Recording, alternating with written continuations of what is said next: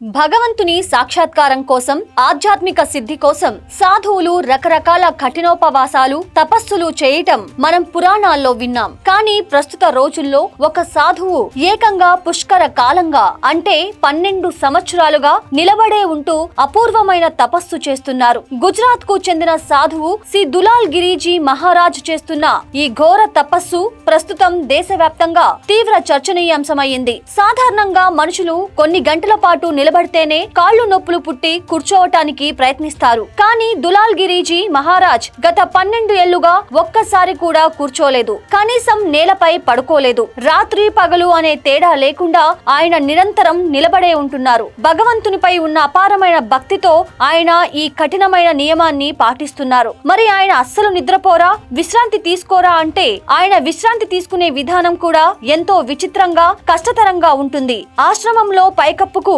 తాళ్లతో ఊయలలాగా ఒక చెక్కను కట్టారు. నిద్ర వచ్చే సమయంలో లేదా శరీరం బాగా అలసిపోయినప్పుడు ఆయన ఆ చెక్కపై తన రొమ్ము, చేతులను వాల్చి నిలబడే కునుకు తీస్తారు. బరువునంతా ఆ చెక్కపై వేస్తూ కేవలం కాళ్లపైనే నిలబడి విశ్రాంతి పొందుతారు తప్ప శరీరాన్ని కిందకు దించరు. ఏకంగా 12 ఏళ్ల పాటు నిరంతరం నిలబడటం వల్ల ఆయన శరీరంలోని రక్తం, ద్రవాలు కాళ్లలోకి చేరిపోయాయి. దీనివల్ల ఆయన కాళ్లు విపరీతంగా వాచిపోయి పూర్తిగా నల్లగా మారిపోయాయి. చూసేవారికి అవి ఎంతో బాధాకరంగా అనిపించినప్పటికీ ఆ సాధువు మాత్రం ఆ శారీరక నరకాన్ని భరిస్తూ ముఖంలో చిరునవ్వుతో దైవ చింతనలోనే మునిగిపోతున్నారు. ఆయన మానసిక ధైర్యం ముందు ఆ శారీరక నొప్పులు లొంగిపోయాయని స్థానికులు చెబుతున్నారు. ఈ సాధువుకు సంబంధించిన భిన్నమైన వీడియోలు, ఆయన కాళ్ల స్థితిని చూపించే విజువల్స్ ప్రస్తుతం నెట్టింట విపరీతంగా వైరల్ అవుతున్నాయి. నెటిజన్లు ఆయన పట్టుదలకు, భక్తికి ముగ్ధులవుతూ కామెంట్లు పెడుతున్నారు. వింతగా అనిపించే ఈ అద్భుతాన్ని, సాధువును ప్రత్యక్షంగా దర్శించుకోవటానికి